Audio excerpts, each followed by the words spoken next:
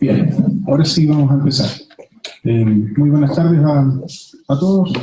Gracias por la puntualidad. No es tan común que sea la 1 y partamos a la 1:07 o algo así que partimos bien.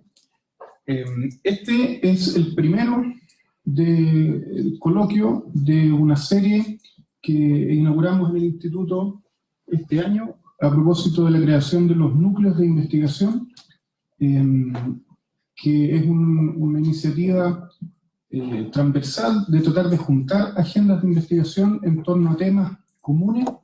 Hay 4 núcleos funcionando en este momento en el Instituto sobre temas bien diferentes.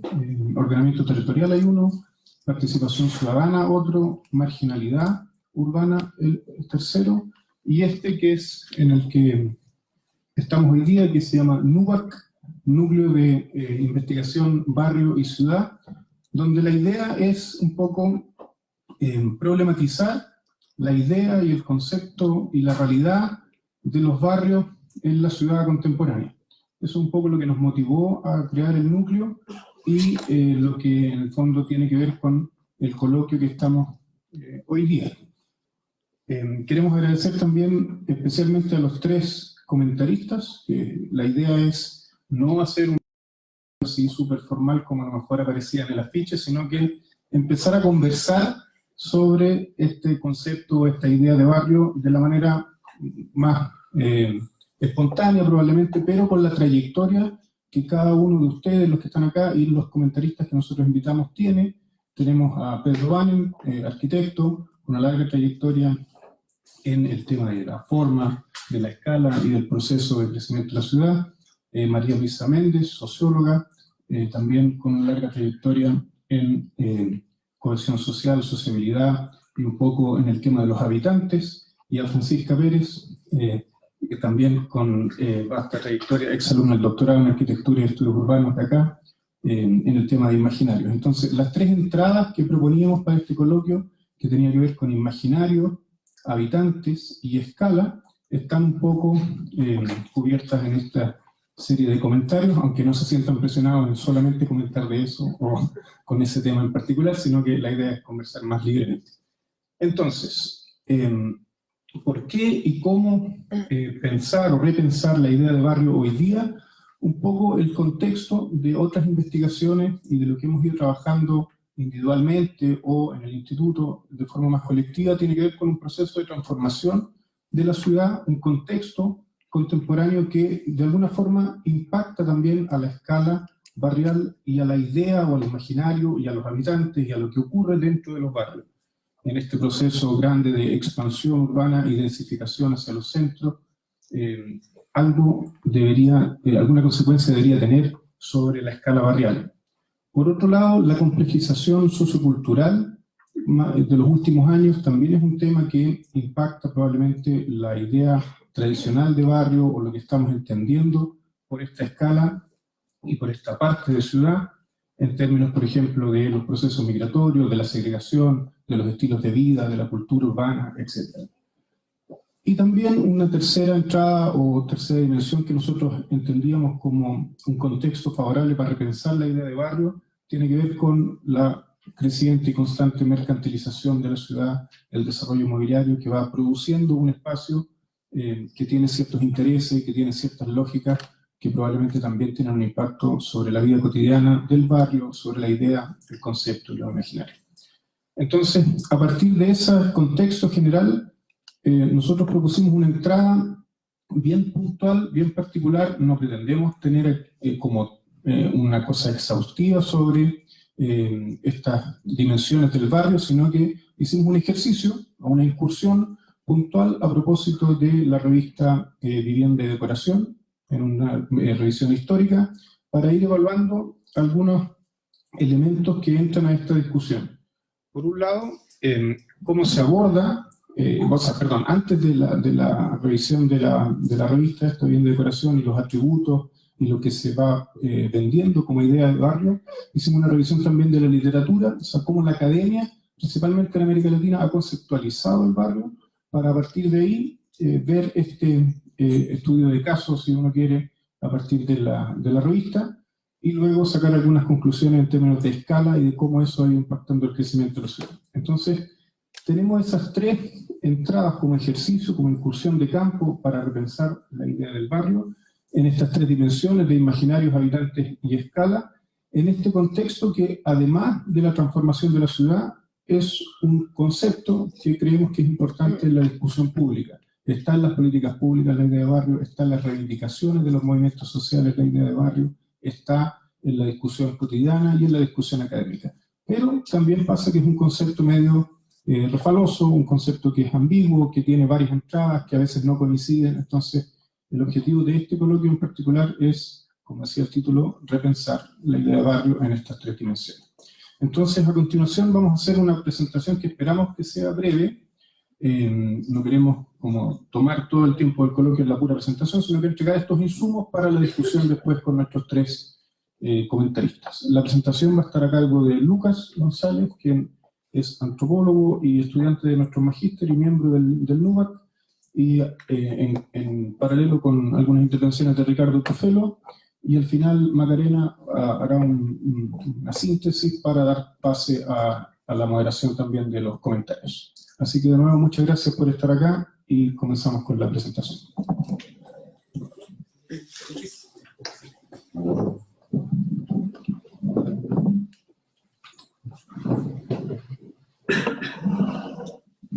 Bueno, muchas gracias. Y para comenzar con la revisión de literatura, comentarles brevemente que la revisión se hizo en base a 4 países sudamericanos, porque funcionan como polos de producción académica muy importantes, que son el caso de Argentina, Brasil, México y obviamente Chile.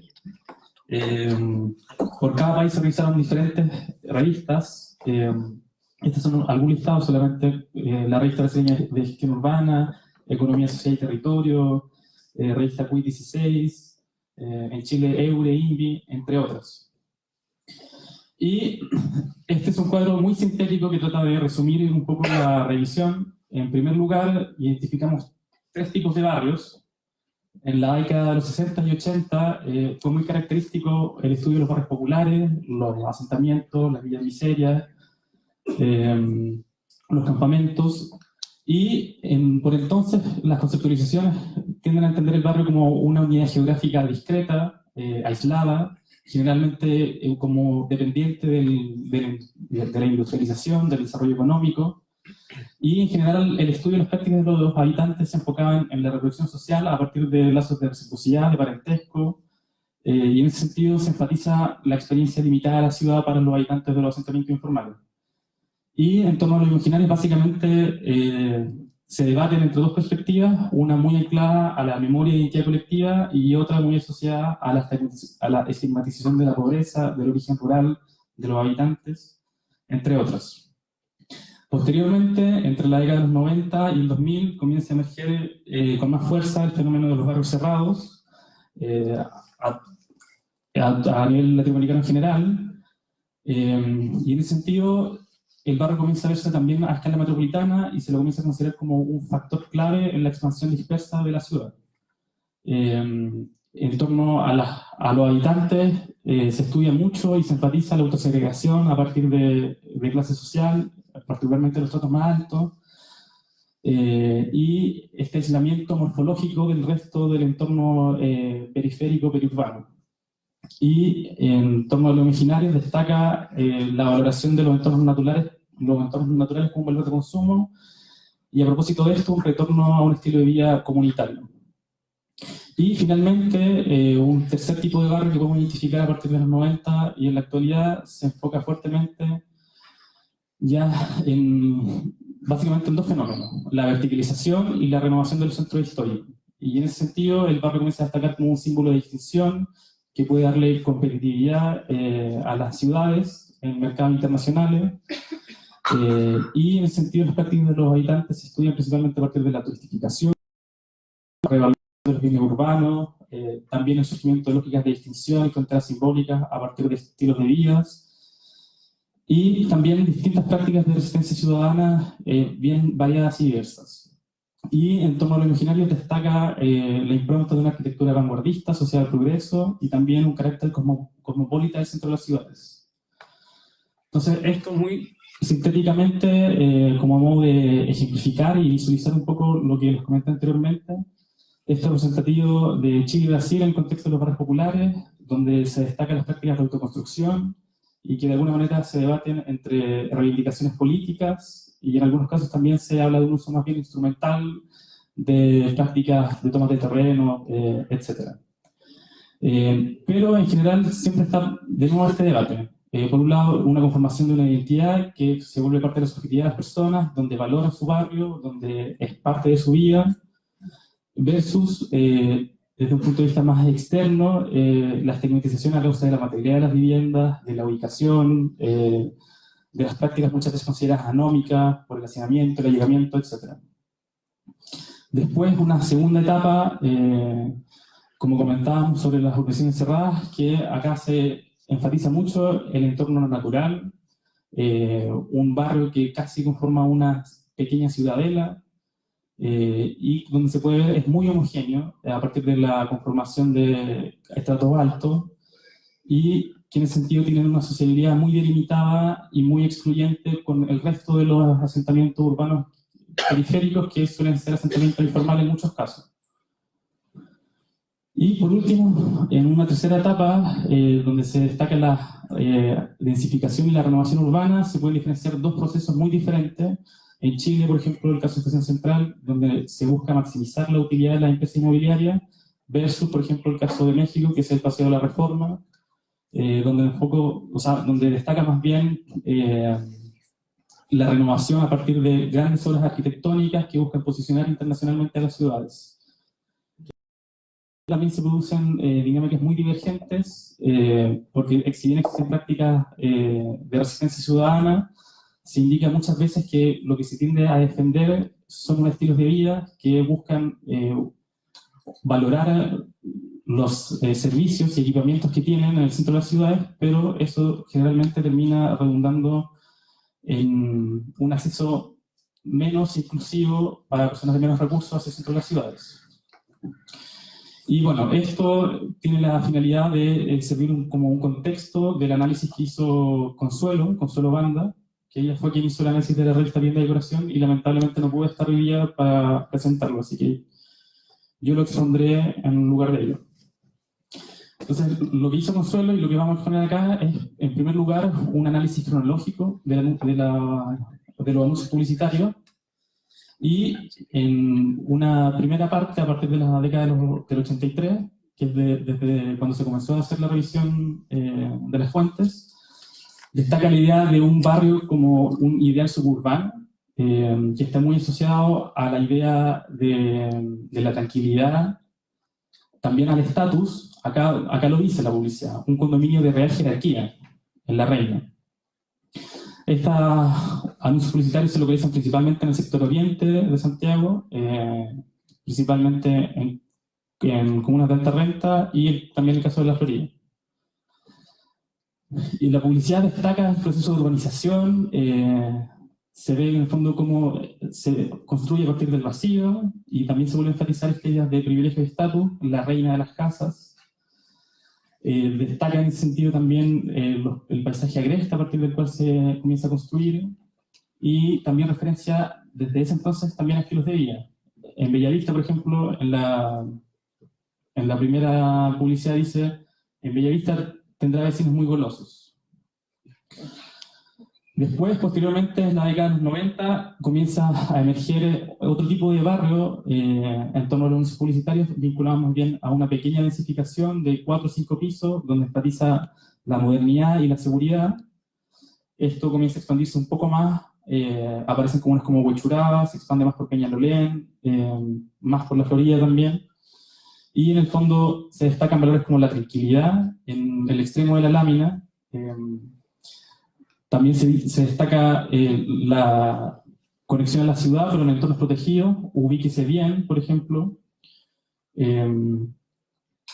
Y también se comienzan a aparecer anuncios publicitarios en torno al repoblamiento de Santiago, a partir de La Cordesán, por ejemplo, y se destaca también como foco de inversión. Hay un anuncio publicitario que destaca, por ejemplo, en pleno centro de Barrio República.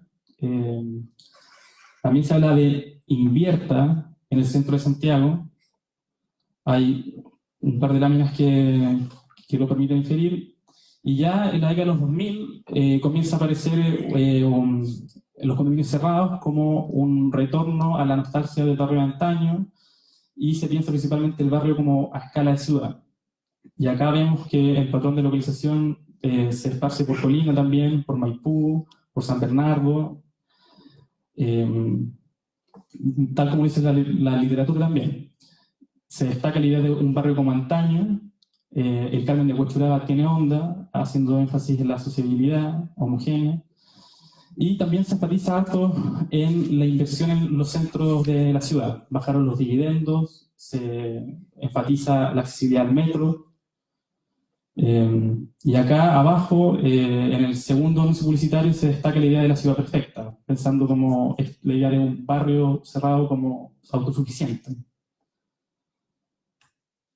Ya, y este último periodo revisado, comienza a emerger en la publicidad la idea de barrios y viviendas de lujo y la vuelta al barrio a través de la densificación. Acá el patrón de localización comienza a concentrarse más bien en el centro de Santiago, pero sigue existiendo en lugares como Colina y en el sector oriente en general. Y en el primer anuncio publicitario, por ejemplo, podemos ver cómo destaca la arquitectura de un condominio cerrado, de Chicureo en particular. En Chamicero se dice: del estrés de la oficina al relajo de la oficina en 7 minutos. Versus esta nueva desarrollo y intensificación que destaca más bien estilos de vida, que disfruta la vida de barrio, pero ya enfocado en el centro de la ciudad, en construcción en altura, pero muy asociado a lo verde, al relajo también, resaltando esta idea de estilos de vida como origen. Bien, lo que ven aquí es un análisis espacial muy breve con respecto al levantamiento total de la encuesta que se realiza, al levantamiento particular de la revista Vivienda y Decoración. Los círculos que aparecen ahí no están dibujados a mano, sino que corresponde a un análisis de tendencia espacial con una desviación estándar que básicamente lo que muestra en el fondo es dónde se producen las concentraciones en cada una de las décadas. Entonces, en el primer círculo, en el fondo vemos que hay una concentración claramente establecida en torno al cono de altos ingresos. Después, pasando al año 90-2000, esto empieza a expandirse principalmente por la tensión que producen las localizaciones en Chicureo, por un lado, y se empieza a consolidar otras localizaciones como la Florida. Luego vuelve a expandirse aún más por la aparición de, en el fondo, localizaciones en torno a comunas más periféricas, como es el caso de Peñaflor, Puente Alto. Esto hay que dejar en claro que no tiene que ver con el análisis de los permisos de edificación. Esto simplemente es la publicidad, en el fondo, que se levantó, y obviamente eso tiene un sesgo, en el fondo, socioeconómico, claro, pero es importante, en el fondo, mostrarlo. Y finalmente, el último círculo muestra la expansión ya mayor en el fondo, que tiene que ver ya con ciertas localizaciones en Colina, el centro de gravedad, que en el fondo estaba más hacia el cono de altos ingresos, simplemente por la cantidad de oferta, pasa a desplazarse un poco más hacia el centro con este proceso de regeneración urbana que tiende a consolidarse y que no solamente queda en Santiago, sino que empieza a desplazarse también a las comunas pericentrales, entiéndase San Miguel, Estación Central.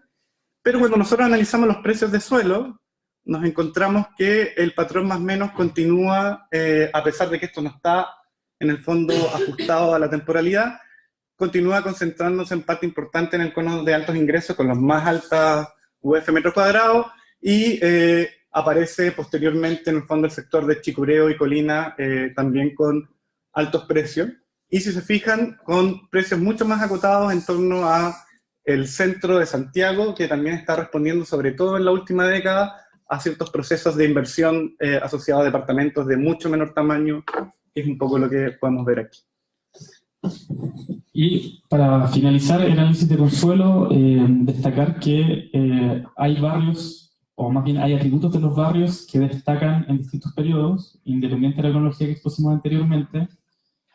Por ejemplo, la idea del barrio de antaño en la foto de arriba, en la iglesia de la Florida, es de 1987, pero en el 2009 vuelve a aparecer esta idea de que bien te sientes cuando vuelves a tener vida de barrio. Entonces, en ese sentido, este día de barrio de antaño es hasta cierto punto algo constante. Lo mismo con la idea de la inversión en barrios verticales.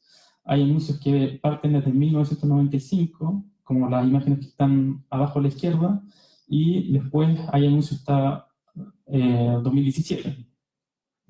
Entonces, esto es la idea de anunciar la distribución de altura como un elemento de inversión tiene varias décadas. La idea del barrio a escala ciudad también aparece desde 1990 y hasta el 2013 siguen habiendo anuncios publicitarios que destacan esta idea de condominios cerrados.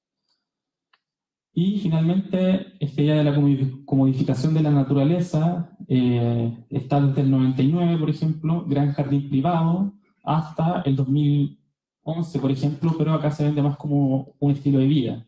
Yo vivo cuidando el planeta. En la extremo superior derecho.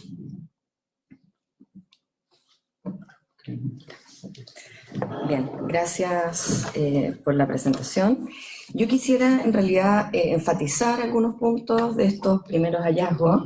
Como señalaba Felipe al inicio, nosotros lo que estamos de alguna manera proponiendo son dos entradas en tensión, ¿cierto? La literatura no es un barrido a nivel global, pero más bien a nivel latinoamericano y chileno, ¿cierto? Por una parte, y por otra parte, una primera incursión, ¿cierto?, en una revista que exhibe de alguna manera la publicidad, ¿cierto? Y en ese sentido, estas son dos entradas posibles para repensar el barrio, pero como señalaba Felipe, son más bien dos propuestas, ¿cierto? No hay algo rotundo acá, es más bien abrir esta discusión y tensionar esos dos ámbitos. Yo quisiera reforzar algunos puntos en relación a imaginarios, habitantes y a escala, antes de que iniciemos este coloquio. En primer lugar, un poco reforzar esta idea de que la revisión de la publicidad de alguna manera da cuenta, nos permite ver una evolución histórica en las imágenes y en las representaciones de los barrios, desde los años 80 hasta los años 2000, fundamentalmente en lo que refiere a vivienda dirigida a clases altas y medias altas, ¿ya? No olvidar un poco lo que aparece en estas fuentes. Por otra parte, que la revisión histórica, de alguna manera, da cuenta cómo cambia la forma de entender esta relación entre las escalas global y metropolitana, y en ese sentido, las representaciones del barrio se van diversificando y complejizando en estas décadas, en un marco general, más bien o contextual, ¿cierto?, de mercantilización de la vida de barrio, que empieza a expresar, de alguna manera, en esta evolución histórica, valores más individuales que colectivos. Por otra parte, este paso de imaginarios publicitarios centrados, como señalaba Lucas, ¿cierto?, en la nostalgia del barrio de antaño, ¿cierto?, que ofrecía seguridad en un marco de vecindad simbolizado en esta casa chalet de los 80, a una construcción más simbólica de la publicidad inmobiliaria, ¿cierto?, que va dotando al barrio de nuevas significaciones ya hacia el final del periodo. Eso, ese punto, o mirar la evolución un poco en términos generales desde ahí, nos parece que puede dar algunas pistas. En relación a los habitantes, bueno, la revisión de la literatura, por ejemplo, identifica al habitante, yo diría, como en tres momentos, tres etapas que discutíamos nosotros, ¿cierto?, cuando un poco vimos los primeros resultados de la investigación, en tres etapas. Una que tiene que ver con esta reivindicación y la lucha por el espacio residencial, que sería la figura del poblador. Un segundo momento que se va a describir más a partir de la autosegregación y el surgimiento de estos barrios cerrados que señalaba Lucas, y donde la vecindad de alguna manera se va transformando en una comunidad más replegada. Y por último, un tercer momento que se identifica con la complejidad en los habitantes y en el barrio, asociados a distintos estilos de vida. Por otro lado, la publicidad inmobiliaria en todos los periodos también se asocia a un habitante definido en función de distintas dimensiones, la comunidad, la familia o la conectividad. Pero también va cambiando el atributo de la vivienda y el barrio a partir un poco de esa plusvalía, ¿cierto? Y que va a tener que ver más con esa plusvalía que con el habitar, tal vez, al inicio del periodo.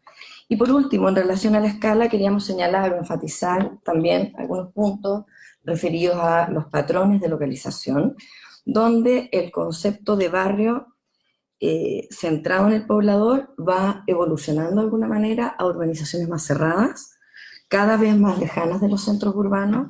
Hay unos momentos, ¿cierto?, en que aparece en la literatura el centro histórico, pero también hay una evolución que uno podría ver si pone en tensión la revista con la literatura, y eso es interesante, cómo va variando el tema de los equipamientos, de los servicios, esta alta dependencia del automóvil también que se va incrementando, y a la par con este proceso de verticalización que se señalaba, producto de una regeneración urbana, se va dando, ¿cierto?, una ampliación en el fondo, que se va concentrando en comunas más centrales y pericentrales, y allí es donde decíamos que tal vez no es que se amplíe la escala siempre, pero sí el centro de gravedad, más al poniente, dejando una tendencia muy marcada que va de alguna manera incluyendo el cono de altos ingresos por el oriente.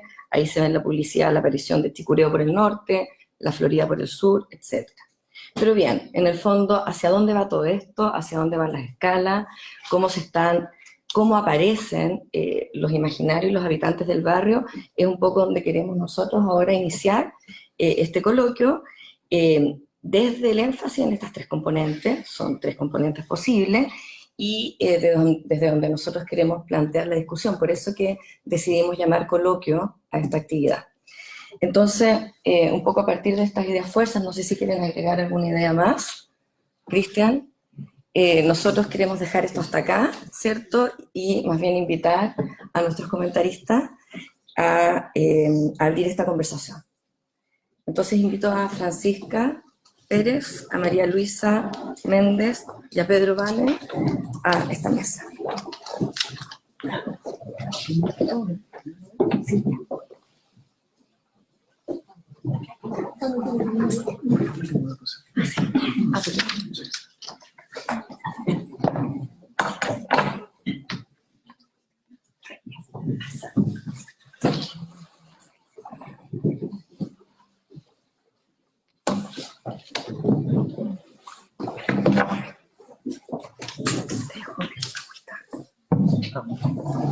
Ya.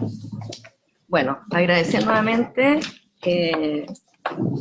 a los tres académicos que hoy día van a comentar este trabajo. Ellos lo vieron preliminarmente, ¿cierto? Algunos resultados, un poco lo mismo que presentamos acá.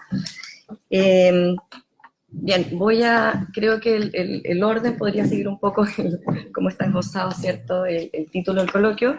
Propongo que partamos con Francisca Pérez, quien se va a referir más específicamente, pero por supuesto en términos generales, de la manera que considere, ¿cierto?, a los imaginarios.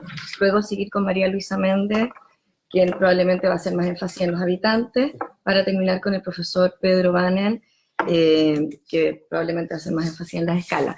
Ahora bien, después de estas tres intervenciones, la idea es que abramos una discusión aquí. Gracias. Muchas gracias por la invitación.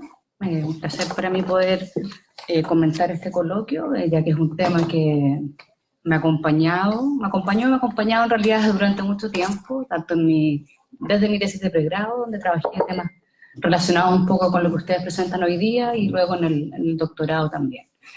Una primera cuestión que me parece como bien relevante señalar, que tal vez es como algo que me pasó a mí con el concepto de barrio, tal vez, que no sé, yo creo que a ustedes también les puede haber sucedido, tiene que ver con la complejidad del uso del concepto. Es tan complejo el uso del concepto que yo lo deseché como concepto, en el sentido de que el barrio, si uno revisa la literatura, no sé, desde la arquitectura, la geografía o la sociología, nunca queda claro, como dijo Felipe, es un concepto muy ambiguo, ¿no es cierto? Puede ir desde hacer referencia a un espacio físico, a una estructura que está cargada de imaginarios, que es lo que voy a hablar ahora, y también a un estilo de vida, ¿no es cierto?, una forma de entender la vida urbana que es muy particular, donde se ponen en tensión, sobre todo, dimensión de lo público y lo privado, por ejemplo, que está presente en todas estas imágenes que ustedes muestran, y por lo tanto, en una experiencia particular de investigación, me tocó trabajar en un barrio del cono de altas rentas, en los Falles de Francisca Márquez, antes del doctorado, y fuimos a hacer trabajo de campo, etnografía, a un barrio en Vitacura. Pero no podíamos hacer trabajo de campo porque no había gente en la calle.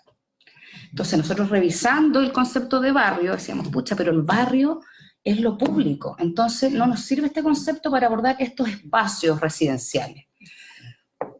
Y bueno, nos empezamos a meter en varias de la literatura, alguna de la literatura que ustedes muestran ahí, Ariel Gravano, por ejemplo, bueno, Michel Desserteau, que es fundamental para abordar finalmente el barrio, no desde el concepto de barrio, sino desde las prácticas.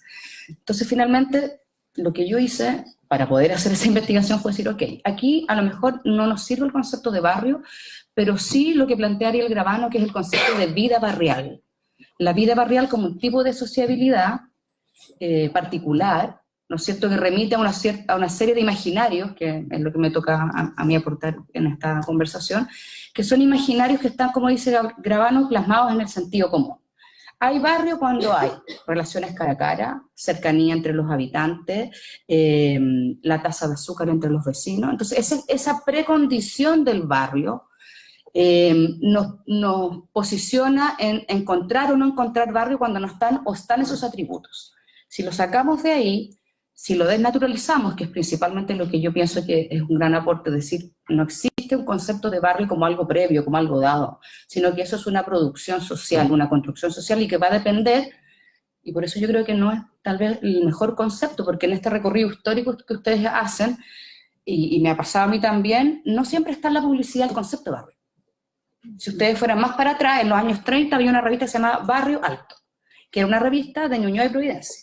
Y ahí se ocupaba el barrio como asociado a la élite. Esa es una concepción que desaparece posteriormente, y en los 80 no existe el concepto de barrio. Nosotros cuando chicos no hablábamos de barrio propiamente tal. Existían las villas, los condominios, las poblaciones callampa, conceptos. Entonces, lo que podríamos más bien como aporte decir, lo que hay es distintas formas de estructuración de la vida barrial en distintos momentos históricos donde eso va variando y donde los imaginarios se van transformando. Especialmente hay una recuperación del concepto de barrio y de los imaginarios asociados a ello, diría yo, como ustedes bien lo señalan ahí, a partir del 2000, por ejemplo, con los condominios. Ya me tocó hacer mi tesis de pregrado en los condominios de Huechuraba, el Carmen de Huechuraba. Yo también trabajé con la publicidad como un elemento, como una fuente para ver cómo se expresan ciertos imaginarios sociales en torno a qué se entiende por barrio. Entonces, ustedes mostraron ahí una publicidad, pero lo que yo hice fue recopilar todo vivienda y decoración, todo lo que sabía sobre ese condominio en particular.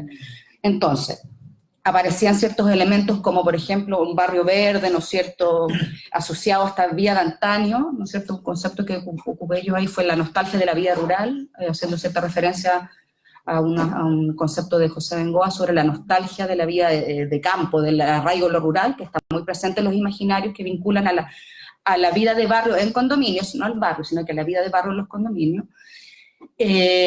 Aparecía un niñito en blanco y negro, por ejemplo, por sobre una foto a color con un volantín. Entonces, y también aparece en otras publicidades que ustedes muestran el barrio de antes, es decir, el barrio es del pasado, no es del presente. Entonces, hacer un análisis del barrio yo creo que tiene que tener un contexto histórico que permita ver las circulaciones del concepto, los usos que ha tenido. No es lo mismo el barrio aquí que en Argentina. En Argentina el barrio es lo popular. Ariel Gravano, en su texto, y ustedes también lo trabajan ahí como una dimensión asociada a lo popular en algún momento. Eso es barrio. Y aquí en algún momento estuvo vinculado a la elite, luego desaparece, luego reaparece en la época de los condominios, y también aparece en la política pública. Aparece un programa que se llama Chile Barrio, ¿no es cierto? Pero nunca en ninguna de esas, vamos a decir, instancias, se define qué es un barrio, finalmente. Es un espacio físico, es una forma de vida. Entonces yo creo que es todo eso, pero más que utilizar el concepto de manera instrumental, me parece que más interesante puede ser hacer este análisis que ustedes hacen, que me parece interesante porque levanta mucha información, visibiliza, y los imaginarios tienen un poder muy relevante porque los imaginarios son estas imágenes, pero son las prácticas que se desprenden de esas imágenes, ¿no es cierto? Porque cuando la persona compra una casa, dice yo quiero vivir así, ¿no es cierto? Entonces los que se adelantan a eso son las inmobiliarias que hacen sus estudios de mercado.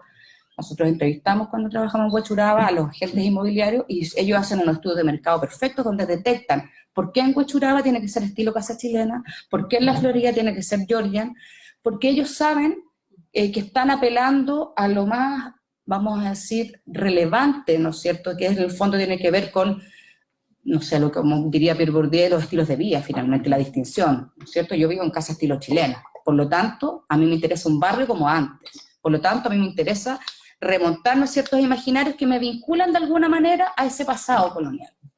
Y eso también se puede ver en un análisis más amplio en distintas expresiones de la vida residencial actual, vigente, ¿no es cierto?, de múltiples formas, incluso como ustedes plantean en las viviendas en altura, ¿no? Ahí también hay una conceptualización de vida barrial. Hay rupturas de estos imaginarios, porque el barrio siempre estuvo asociado a estas vecindades que rompen, ¿no es cierto?, estos grandes edificios que se emplazan en lugares céntricos, donde el argumento es decir, aquí se rompió la vida de barrio. Entonces, ¿qué estamos diciendo cuando decimos se rompió la vida de barrio? Se rompió una forma, que me imagino que María Luisa luego iba a abordar, desde el punto de vista del habitante. Cuando te ponen un tremendo edificio y tú vives en una casa fachada continua, se rompió una escala también, ¿cierto? Una escala barrial. Por lo tanto, me parece que el trabajo con los imaginarios de lo barrial podría ser como una manera de abordarlo, ¿no es cierto? Imaginarios de lo barrial y de ir viendo de una manera más detallada en cada momento a qué hacen referencia esos imaginarios, ¿no es cierto? Y qué importancia hay en por qué en un momento se hace referencia al barrio, no sé, pues había una de las últimas, el barrio para salvar el planeta, una cosa así. Eso nos habla de una época, ¿no es cierto? Cada momento nos va hablando de una época, de un contexto específico del desarrollo del capitalismo, de la globalización, de la expansión de la ciudad, pero también de formas de vida y estilos de vida que se van plasmando y que hay una relación ahí muy dialéctica entre lo que se expresa en estos imaginarios y en las prácticas que luego van a dar en la vida cotidiana expresión a esos espacios residenciales cargados de vida barrial, finalmente. Eso creo que es lo que yo podría aportar. Muchas gracias, Francisca. Damos la palabra a María Luisa. Muchas gracias por la invitación, muy interesante, los felicito primero que nada porque me parece que es un esfuerzo muy sustantivo, así que, bueno, nada, agregar que estas sugerencias son un poco como, más bien en la calidad de pensamiento hablado, así que hay que se entienda que es como bien espontáneo, casi en el borde de, insisto, pensamiento hablado. ¿Ya? Bueno, voy a tratar de cumplir un poco las expectativas que hay y en torno a mi intervención, yo estaba pensando un poco cómo provocar un poco la reflexión de ustedes respecto de los imaginarios de los estudios urbanos respecto al barrio en la revisión que hay acá, ¿ya? Entonces, se me ocurre enmarcar esta discusión sobre, digamos, las perspectivas más, digamos, por decir, de alguna forma más teóricas, epistemológicas que ustedes recogen, ¿verdad? Y que también uno puede ver en el análisis del material empírico, ¿ya? Porque hay un diálogo entre el campo de investigación, estudios urbanos, yo diría sociología urbana, que es un poco lo que voy a hablar, y la forma en que se está interpretando estas distintas épocas en términos de la lectura del barrio en los años 60, 80, 90, tiene que ver también con cómo han cambiado las perspectivas en estos campos, estos ámbitos de investigación, en la sociología urbana, insisto, en el estudio urbano, en la antropología urbana, etc. Entonces, yo quería un poco estimular ese tipo de reflexión, y lo que se me ocurre es pensar un poco en los dos conceptos que en el fondo hemos estado trabajando más fuertemente en COES, que es cohesión y conflicto, ¿ya? Entonces, me parece que es súper interesante que a través de esta revisión, efectivamente lo que uno encuentra es la transformación, ¿verdad?, socioespacial, económica, ¿verdad? Y la vieja pregunta de qué pasa cuando hay una transformación que puede de alguna manera disolver, alterar, modificar, reconfigurar fuertemente el vínculo social, las relaciones sociales, ¿ya? Que es como la vieja pregunta de la cohesión. Hay una transformación que tiene que ver con pasar del campo a la ciudad, ¿verdad? De la expansión de la vida urbana, de un aparente deterioro de cierto tipo de relaciones, ¿verdad? Y la pregunta sobre, entonces, cómo nos replanteamos la vida en común. Entonces, creo que es muy interesante cómo la lectura que ustedes hacen como de las etapas de la reflexión también tiene un reflejo sobre eso. Lo voy a poner como en dos polos. Muy interesante, ¿verdad?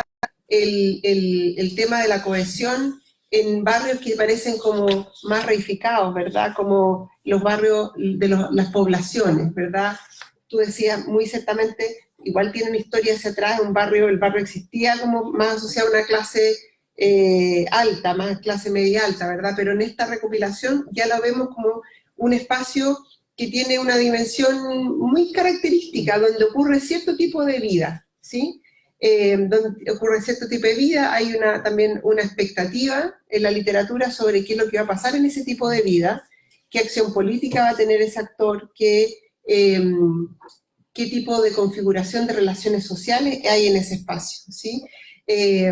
Y efectivamente hay una pregunta acerca de qué tipo de relaciones se dan en esa comunidad, ¿sí? Entendida como una comunidad, es decir, hay eventualmente una identificación de intereses comunes, ¿verdad? Y una acción política que traduce esos intereses comunes que están anclados a esta experiencia de muchos autores como más de clase social, ¿verdad?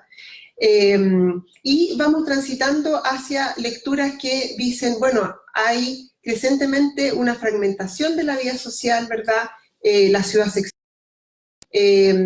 hay procesos de densificación, de expansión, de crecimiento del cono alta renta, pero también de vuelta al centro. Entonces, la ciudad se vuelve en un objeto mucho más complejo, ¿verdad?, de abordar. Y dentro de esto, entonces, de nuevo, la pregunta por la cohesión.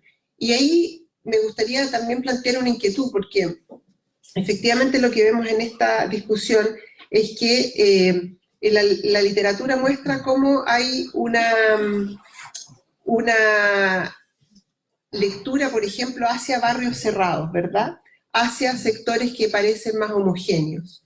Entonces, hacia sectores donde uno podría decir hay una cohesión al interior de la vida residencial, ¿verdad? Hay una cierta homogeneidad, hay ciertos códigos, hay cierta vinculación, identidad y por lo tanto alguna movilización política a partir de los intereses que son comunes, ¿sí?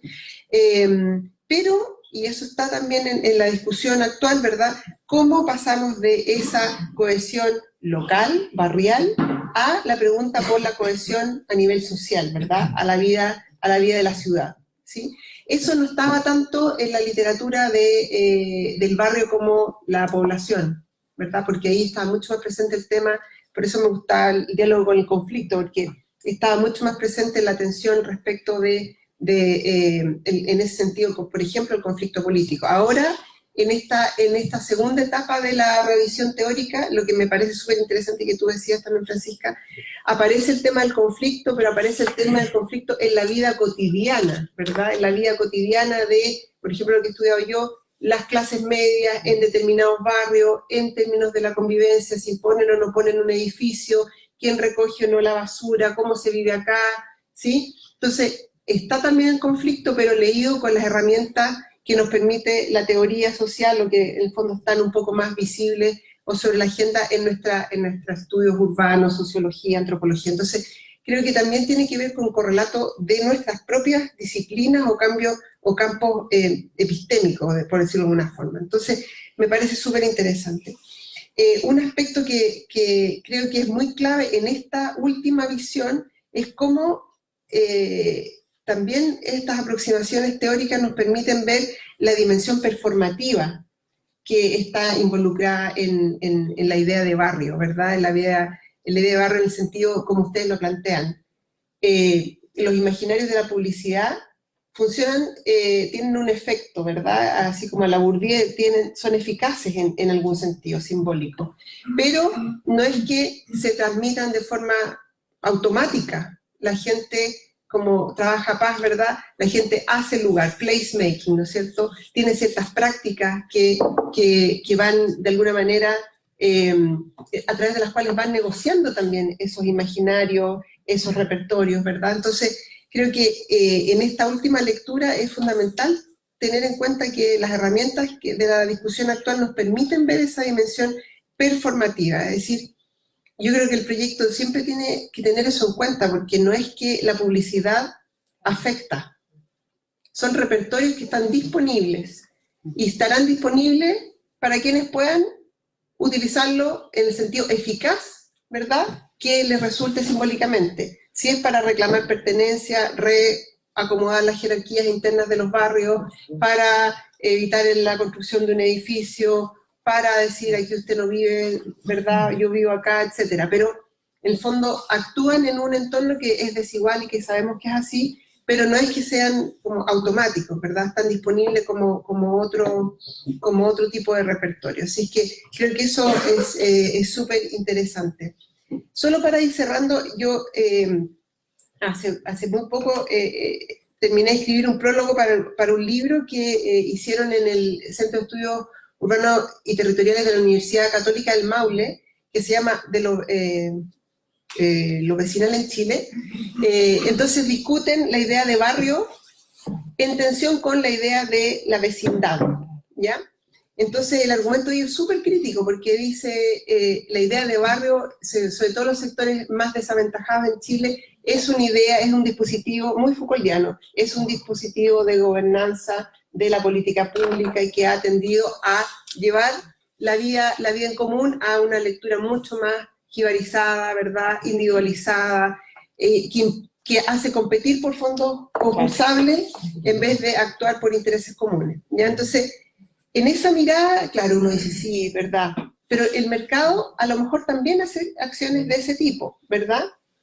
Entonces, creo que este proyecto puede tener también ese tipo de lectura, insisto, con el horizonte de decir cohesión local, ¿verdad?, barrial, cohesión urbana, cohesión social.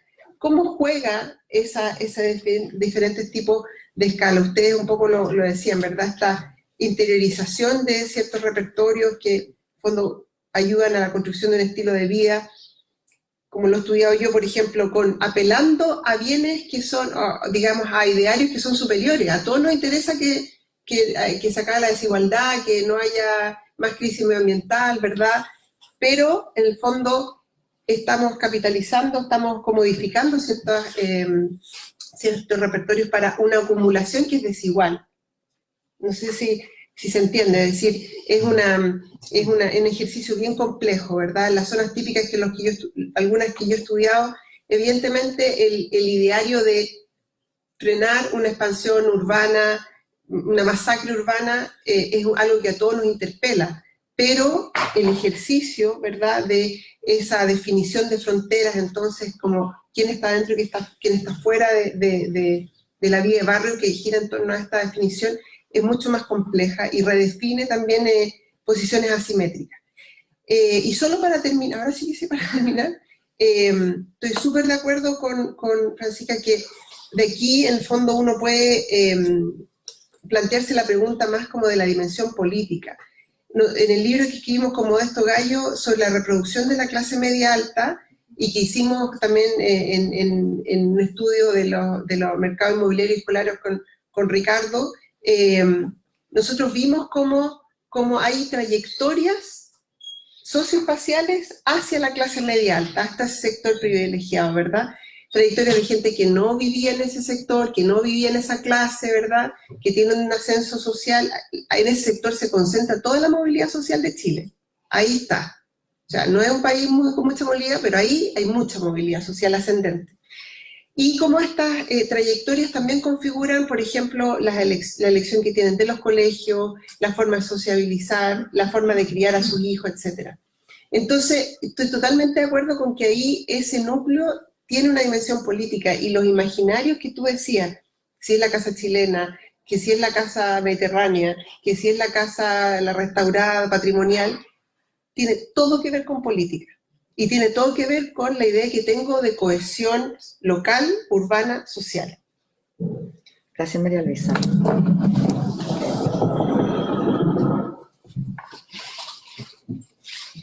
Bien, buenas tardes. También agradezco al Núcleo de Investigación Barrio y Ciudad esta invitación. Y quisiera ordenar mi intervención desde una frase, y aquí cumplo con la palabra escala, que está en la propia propuesta, cuando determina al barrio tres condiciones. El barrio como una escala importante, el barrio como una unidad de intervención y reivindicación, y el barrio como una unidad de significados diversos. También quisiera recuperar el título, Repensando el barrio, y hacerlo con la vieja técnica del diccionario. Mis sistemas son 5 es posible, y escoger aquella que me es más atingente al momento que la estoy leyendo. De repensar, verbo transitivo, ya eso me gustó, lo transitivo. Dice, volver a pensar una cosa y hacerlo con reflexión y detenimiento. A fin de cuentas, repensar es reflexionar.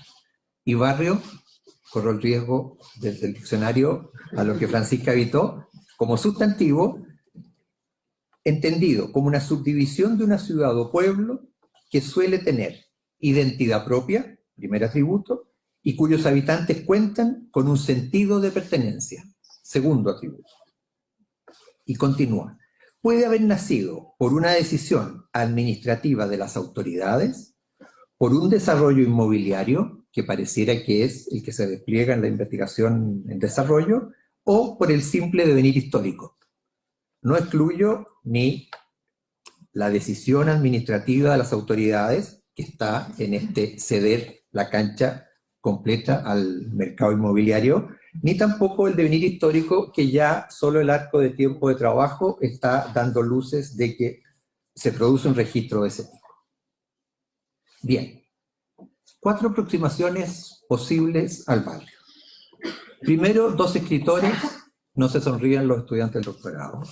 El primero, una cita brevísima de Georges Perec en su libro Especies de Espacios, cuando dice, el barrio es la porción de ciudad en la que uno se desplaza fácilmente a pie, o por decir lo mismo en forma de perogrullada, esa parte de la ciudad a la que no hay que trasladarse, puesto que ya estás ahí.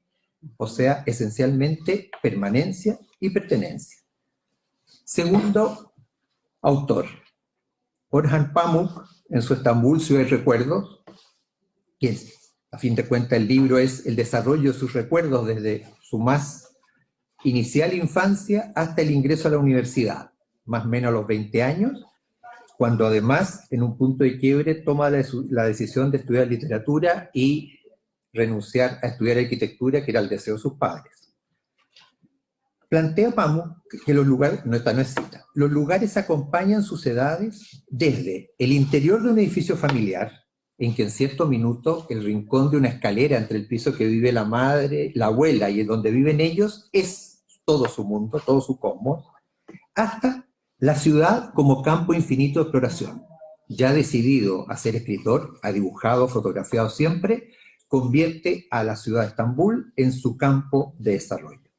En todo ello, el barrio lo configura como ese primer exterior compartido con otros extraños, o esa porción de ciudad en que te sientes protegido. Primera vez que te desprendes del ámbito de la familia, pasas a una situación pública y en ella te sientes todavía parte de él.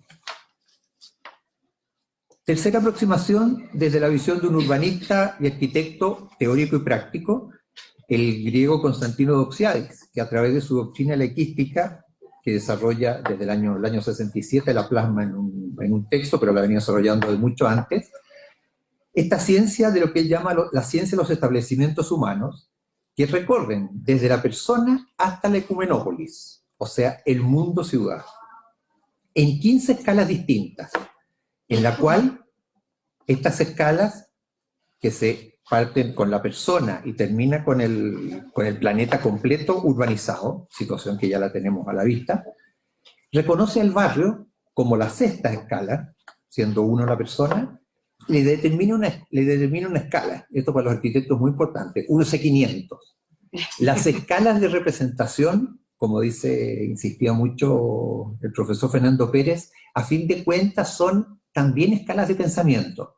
Mirar un plano dibujado 1:500 en contraste con un plano 5000 o un plano 1:50, uno está mirando cosas distintas en función de la escala que está representado. Y eso, para Doxiadis, la escala 500, y uno como arquitecto no puede estar más de acuerdo, es aquella en que da cuenta de la condición barrial.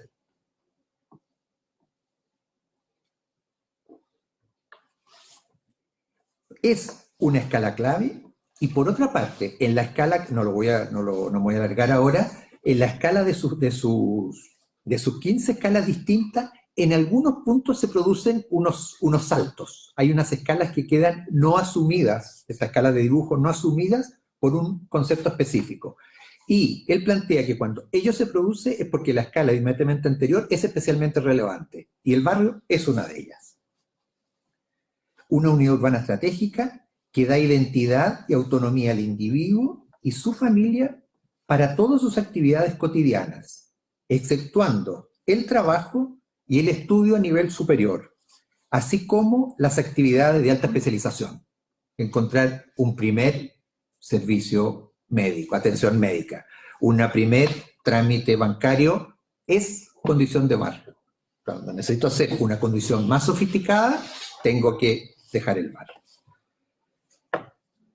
La cuarta y última, un filósofo, Peter Sloterdijk, que en su libro Esferas, plantea que desde su teoría de las esferas o los espacios de coexistencia, el hombre la persona, digamos, hombre o mujer, hace transitar el viaje humano desde las escalas de la intimidad, la más potente de las intimidades, digamos, la primera esfera para Sloterdijk es el feto con la placenta, no, ni siquiera la segunda es el crío con la madre, cuando ya ha roto una primera esfera y está en una primera exterior, digamos.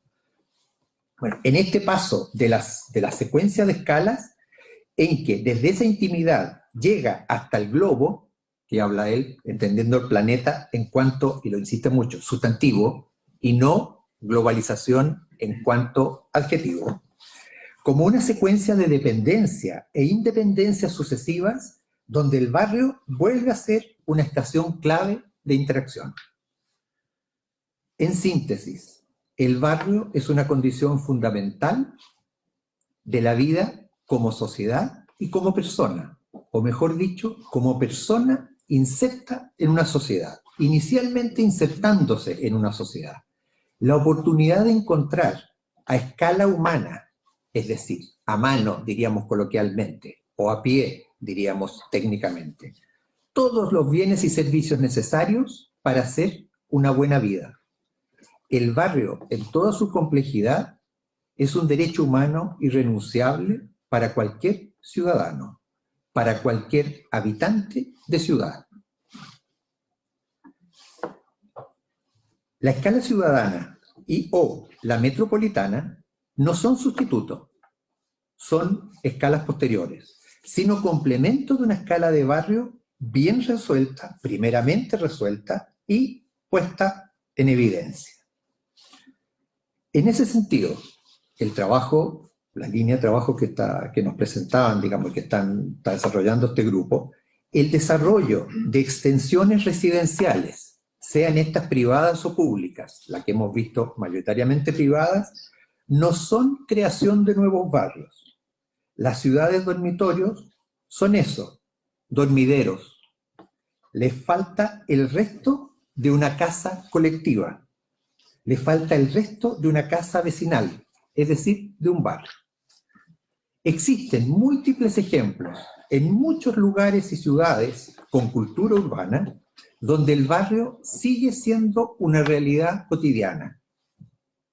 A modo de ejemplo, Interesante resulta señalar el trabajo de Carmen Miralles y otros, quien muy poco estuvo de visita y lo expuso, donde se reconoce este atributo en distintos barrios de Barcelona a través de lo que ella llama el indicador Jacobs, digamos, este trabajo que han hecho y que aquí en paralelo también lo están desarrollando un grupo de investigadores del Instituto para el caso de Santiago, en que lo más interesante es que los índices de mayor intensidad de ese indicador se dan, en el caso de Barcelona, el trabajo que presentaba ella, tanto en áreas o barrios que uno llamaría acomodados, como también humildes de la ciudad. Y en ese sentido quiero recuperar una condición muy esencial. No es condición de mayor garantía de calidad de barrio de un estándar socioeconómico más alto. Por el contrario, tampoco digo que sea inversamente exactamente lo opuesto. No es lo uno y lo otro, sino todo lo contrario. Este es el caso. Es en el sentido... A ver, ¿cómo mejor lo explico? La cualidad... Lo voy a hacer con una referencia personal. Tengo el recuerdo entre infancia y adolescencia viviendo en 3 barrios distintos, en Santiago, uno en pleno centro, la calle Miraflores, otro en la calle Pedro Valdivia y otro en Diego Lombardo Jorge Mate. Recordar que en la tarde, cuando llega la hora de tomar once, se decía, vamos a tomar once, ¿quién va a comprar pan? Y era un asunto que mientras se ponía la tetera, en esa época gas encima, no hervidor eléctrico, y se empezaba a preparar, había tiempo para ir y llegar con el pan calentito de una panadería que está a 1 o 2 cuadras. Eso es construcción de barrio, y eso es más probable, y no es que lo mire románticamente, que ocurra más en una población a que ocurra en un elegante barrio de la dehesa o cualquiera de las figuras que vimos ahí. No está la mamá, no hay auto, se quiere ir al supermercado para llegar con un pan envasado o un pan recién hecho pero que llega frío. El pan de la once, estudiar, o sea, la posibilidad. Mi padre, también un gran urbanista, cuando decíamos casa, me dijo, oye, lo único que tienes que hacer al decir dónde vivir es que esté cerca del colegio de los niños. O sea, el privilegio de los niños de poder irse en la básica y ojalá en la media, caminando al colegio y de vuelta, primero que les genera una autonomía que uno los lleva caminando y esa posibilidad es intransferible, como después rápidamente la independencia de ir y volver. O sea, esas cualidades van construyendo esa capacidad de generar del barrio, o sea, la escala, que es lo que me pidieron, apropiada para construir una unidad barrial conceptual. Eso diría por ahora. Muchas gracias, Pedro. Muchas gracias a los 3 por aportarnos y por ayudarnos en este esfuerzo a desmontar o a tensionar, a discutir, ¿cierto?, esta idea de barrio. Francisca, por tu aporte en esta mirada desde las prácticas, ¿cierto?, cómo este barrio está de alguna manera cargado de imaginario, y si cuando decimos que se rompe la vida de barrio, efectivamente se ha roto algo o es que ha cambiado. O sea, eso es muy interesante ver estos tránsitos desde las prácticas. Y María Luisa, obviamente, por ayudar también a enfatizar esta idea de poder enmarcar en las perspectivas histórico-epistemológicas también en la discusión de nuestro propio campo de investigación, esta investigación que creo que da muchas pistas en esto que tú dices, María Luisa, del paso de las relaciones de barrio a las relaciones sociales urbanas de la ciudad. Esa ida y vuelta, digamos, de esta figura del barrio, creo que es algo que nos puede aportar mucho, y esta idea los repertorios, claramente, que están ahí, ¿cierto? Así como están en el campo de la discusión académica, están justamente en lo que se va ofreciendo en términos sociales y culturales, ¿cierto?, desde los distintos actores, intereses, etc. Y Pedro también cómo nos pone, en inglés hay una palabra que es muy buena, que es next of kin, o sea, el próximo, que aparece, ¿cierto?, el próximo es el barrio, y eso nos remite a lo que es esta idea que dices tú de la identidad, ¿cierto?, esta proximidad. Y de ahí cómo, en el fondo, la escala de barrio, como bien señala Pedro, lo enfatiza, va mucho más allá de una escala física y formal. Es también nos da esa posibilidad de pensar la ciudad en escala, estas relaciones en escala, y ahí nos da esa vuelta de nuevo a los imaginarios y a los habitantes. Entonces, un poco desde esos tres componentes es que queremos ofrecer la palabra. Yo creo que lo que sería bueno es, voy a dar la palabra y sería útil conocer de dónde vienen, si son alumnos de acá del doctorado o de alguna institución, porque en el fondo vamos a estar hablando de distintos lugares. Por eso. ¿Perdón? Uh-huh. Perfecto. Aportar, gracias por la discusión que fue realmente muy enriquecedora. El barrio, como de alguna forma, ustedes lo dijeron, es una construcción física y social a la vez. Y en esa construcción está, al menos lo que yo identifico, y creo que también un poco nos plantearon acá, es el nosotros y los otros, ¿cierto? Porque en el barrio está el nosotros. Y de alguna forma ese nosotros y los otros se construye a partir de un fenómeno que determina ese nosotros y los otros. Ustedes mismos mostraron acá en el proceso que hay un nosotros que a veces tiene que ver con reivindicación social antiguamente, ahora hay un nosotros que parece que tiene que ver como con una heterogeneidad socioeconómica o con un estatus. Entonces también ahí surge otra nueva problemática, que es el barrio visto como la heterogeneidad o la homogeneidad. Y al parecer, al menos en términos publicitarios, se tiende a vender más como la homogeneidad. Absolutamente. En ese sentido, y como recalcar esto de que es física y social a la vez, creo que es súper importante la importancia operativa en términos físicos. Y lo digo más que nada porque ese espacio físico delimitado también tiene que tener un sentido social, tiene que tener sentido para la comunidad o la población que lo habita. Y es importante porque al menos a mí me tocó vivir la experiencia de trabajar en el Quiero Mi Barrio por 5 años, en Bajo de Mena, y ahí uno se da cuenta de que esta unidad operativa es súper importante para las políticas públicas, porque ¿cómo se define el barrio donde se interviene? Si después los habitantes de ese barrio realmente reconocen eso como su barrio. Entonces, al menos en uno de los barrios que a mí me tocó intervenir, tomaban parte de 2 villas, y la gente no reconocía el territorio de la otra villa como parte de su barrio. Y después cuando te respondían la encuesta de evaluación, te respondían por el barrio, pero cada uno estaba respondiendo por su villa. Entonces, en términos como operativos de poder entender la política pública, de poder entender la acción del Estado, la definición operativa, física, territorial del barrio es muy importante. Pero solamente si eso tiene sentido con lo social, con lo que la gente siente en términos de identidad, de pertenencia. Eso. Muchas gracias, Enrique. Vamos a hacer 3 preguntas o comentarios y luego damos espacio como para ir reaccionando. Burak Paz y luego Joaquín Paz. Paz Concha, profesora del instituto. Gracias por la presentación. Yo quiero tomar la idea de repensando para reflexionar respecto de lo importante que es hacer revisiones que nos permitan posicionarnos, pero siempre con el objetivo de ver más allá, ¿no?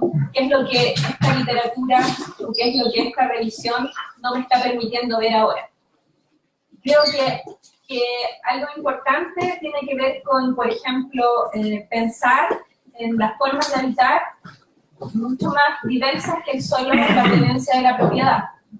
En revisión del sector de la publicidad, que es para venta de propiedad, estamos enfocando en un cierto segmento del pensar el habitar desde esa vivencia, ¿no? Desde el comprar una casa, ¿no? El anhelo de la casa propia.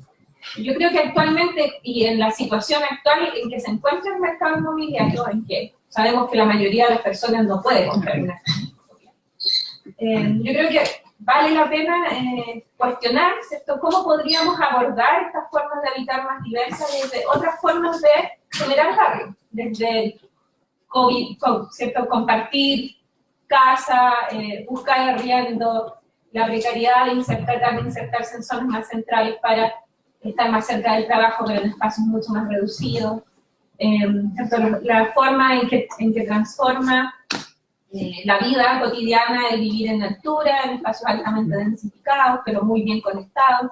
Entonces, yo creo que algo importante de la revisión es justamente pensar en eso, ¿cierto? ¿Qué es lo que esta revisión, hasta dónde, cuáles son los límites de esta revisión, ¿cierto? ¿Qué es lo que no nos permite realizar actualmente y cuáles son los desafíos entonces de estudiar los barrios ahora, ¿no? ¿En qué nos tendríamos que fijar respecto de lo que está pasando en la actualidad? Muchas gracias, Paz. Muchas gracias, Paz. Joaquín. Mi nombre es Joaquín Echeverría, soy geógrafo de la Municipalidad de Estación Central de la IDECO. Y más que nada tengo una pregunta para cualquiera de los tres expositores. Allá en la comuna, bueno, todos conocen que es bien conocida por los famosos edificios, por la migración. Y uno de los temas más importantes que tenemos allá, al momento de ir a la práctica, de realizar el trabajo en las mismas poblaciones, es con esta nueva ola migratoria que ha habido. Entonces mi pregunta es más que nada si estoy pensando ahora justamente en población Nogales, una población emblemática de la comuna, en donde desde mi punto de vista, se tienen todavía estos lazos de reciprocidad, se sigue con esta vida barrial, con esta vecindad. Entonces, este lugar ha sido un lugar donde ha llegado mucha población haitiana.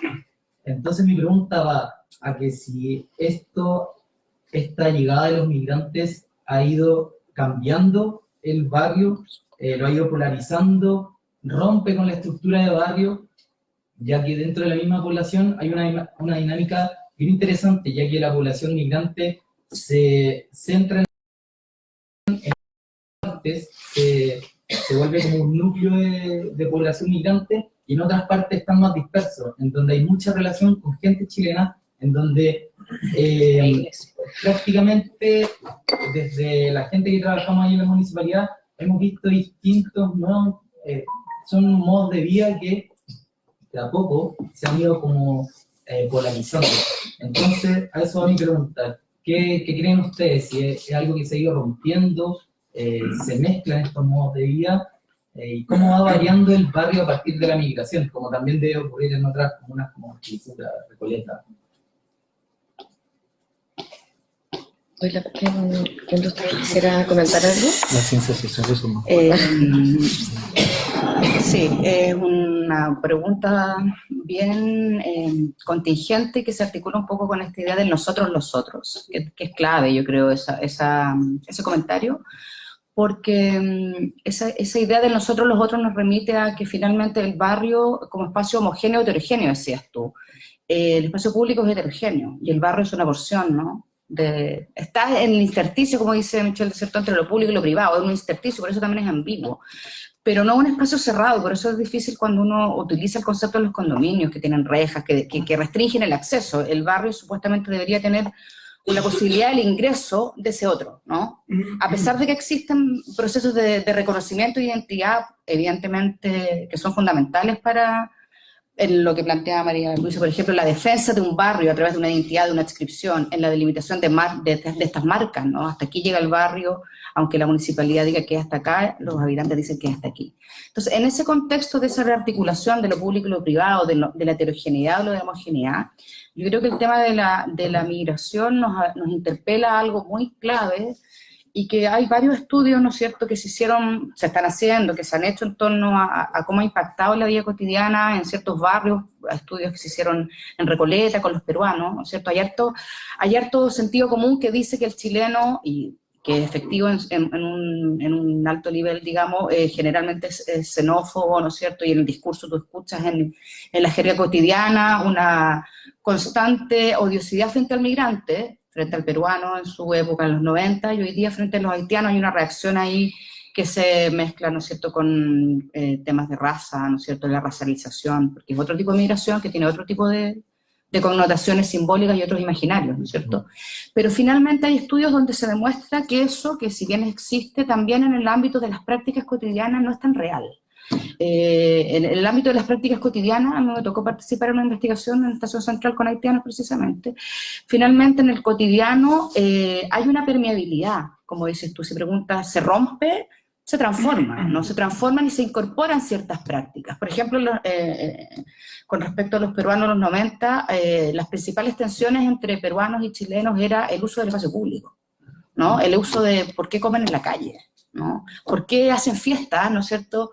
¿Por qué hacen ruido? Y eso no nos habla de ellos, nos habla de nosotros. Nos habla de lo que a nosotros, ese nosotros nos molesta, de lo que a nosotros no nos parece como vida de barrio, de lo que, como diría Michelle, ¿de cierto? No es una convención de lo barrial. Colgar la ropa afuera o no, usar o no el espacio, pararse en la puerta a comer.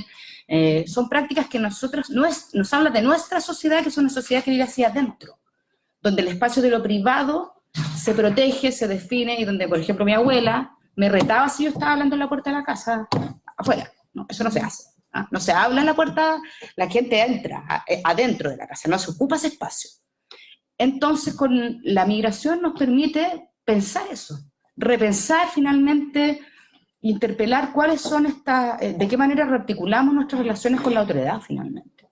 Y evidentemente hay tensión, hay conflicto, hay interpelación de uso de espacios de práctica. En Estación Central, creo que en el mismo lugar que tú mencionas, por ejemplo, una transformación muy grande que se ha provocado a partir de la migración haitiana tiene que ver con la proliferación de iglesias evangélicas. Sí. Eso es un tema clave, para entender lo que sucede en esos espacios.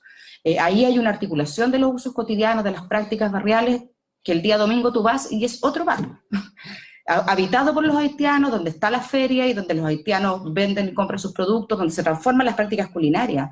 En una investigación que me tocó participar sobre vía doméstica, espacio doméstico y los haitianos, queríamos entender cómo era el barrio allá y cómo era el barrio acá. Entonces el barrio allá era desde lo colectivo. Por ejemplo, ellos cocinaban y culturalmente para ellos tú haces tu almuerzo y tú le ofreces al vecino. Imagínate llegar a Chile con esa práctica, qué raro, o sea, ¿quién te van? O sea, vengo a ofrecer la cazuela. Entonces, para ellos hay un proceso de reacomodación de un sentido de escala, de práctica, de imaginario, y para nosotros, como chilenos, hay un proceso de entender que hay práctica. Entonces hoy día comemos ceviche en la calle, ¿no es cierto? Hoy día la comida peruana nos parece algo que es casi propio, ¿no? Entonces hay procesos y ahí habría que discutir lo que planteó la Escuela de Chicago en los años 30 con respecto a la migración, y, ¿no es cierto?, que es clave, porque ahí hay estos 4 procesos que decía la ecología urbana, que pasaban los procesos hasta la adaptación yo no estaría de acuerdo con eso, porque lo que pasa no es la adaptación, lo que pasa es otro proceso, ¿no es cierto? Hay la revalorización de prácticas, de imaginarios y de eso. Gracias, Francisca. ¿Arturo? Ya. ¿Qué querías comentar? Sí, Arturo Almandós, profesor del Instituto de Estudios Urbanos y Territoriales y de la Universidad Simón Bolívar en Caracas. Sí, bueno, felicito también a esta especie de ejercicio de investigación que ustedes han planteado y los lineamientos que va pues abriendo, y apoyándome un poco en lo que planteaba Felipe, de que es un concepto equívoco y de múltiples entradas. Me voy a permitir dar como algunas sugerencias, algunas observaciones para ver cómo justamente se puede ir, se puede ir enriqueciendo este ejercicio desde el punto de vista conceptual. Y me ha gustado mucho la referencia que hizo Francisca ahora a la Escuela de Chicago, porque creo que justamente, bueno, por lo menos hasta donde yo conozco, quizás son referencias muy, muy básicas, pero creo que siguen siendo fundamentales. La instalación del concepto de barrio en la literatura urbana, hasta donde yo conozco, viene del neighborhood, que la Escuela de Chicago hace, es la primera espacialización de eso. Y allí hay un cruce, diría yo, entre vamos a decir, el vector de la movilidad socioespacial y el proceso de la segregación socioespacial de la ciudad, y si se quiere, funcional también. Entonces, porque esto conlleva un proceso de especialización sociofuncional también. Entonces, dentro de ese proceso, creo que la revisión de la Escuela de Chicago, o la instalación, mejor dicho, que la Escuela de Chicago hace, permitió, por lo menos en la literatura más norteamericana, si quiere, una asociación muy fuerte con el concepto de la segregación del barrio. Y ese concepto, que fue muy tomado por el modernismo, llega un poco como a su agotamiento a mediados del 20, diría yo. Y allí aparecen otras figuras que Pedro mencionaba, figura clave, la de Jane Jacobs, que va a hacer una revisión conceptual, rescatando un poco el sentido de la diversidad que debe haber dentro de ese proceso de segregación, ¿ok? Porque no es homogeneidad per se, porque sería un empobrecimiento desde la vida urbana, como lo sabemos. Entonces, claro, esa revisión que también está, diría yo, en una referencia menos conocida, pero que fue fundamental de los años 60 probablemente, en el libro El vecindario urbano de Susan Keller, que era también, por lo menos cuando yo estudiaba, era un libro clave para entender toda esta dinámica. Permite como reinterpretar lo que la Escuela de Chicago había dicho en cierta forma, que el barrio era la instauración de lo comunitario dentro de lo metropolitano, que es un proceso que, si uno lo ve desde el punto de vista del proceso de urbanización, la urbanización propende a una disociación o una disolución de los tejidos comunitarios en dirección hacia lo asociativo. Y lo que la Escuela de Chicago estaba diciendo, bueno, atención, dentro de esa disolución hay una reinstauración de lo comunitario en el barrio, ese cara a cara que tú estabas señalando. Entonces, creo que esas referencias, el primer Richard Sennett, no podría decir también, estaba en esa dirección. El primer Richard Sennett de crisis urbana e identidad personal, de Use of Disorder. Ese libro es clave para entender esa crítica a ese proceso de segregación a ultranza, por decir así. Entonces, eso permite, un poco ya volviendo pienso yo, a los hilos posibles de los que ya están desarrollando la investigación, el tema de que hay un componente funcional, sociofuncional, por decir así, un componente comunitario, están recogidos de hecho, pero es una manera como de abordarlo, y un componente tipológico también, que es lo que en cierta forma también está en estos imaginarios que tú señalabas, que la gente se ve en cierto tipo de viviendas, y es lo que las agencias de mercadeo identifican claramente, ¿no? La otra, bueno, era un tema más bien, si se quiere, terminológico, tenía que ver con la palabra en sí, que en español es harto equivocado, diría yo también, porque si bien el barrio es un poco el sector de la ciudad, el barrio en un sentido español, por ejemplo, es el distrito el barrio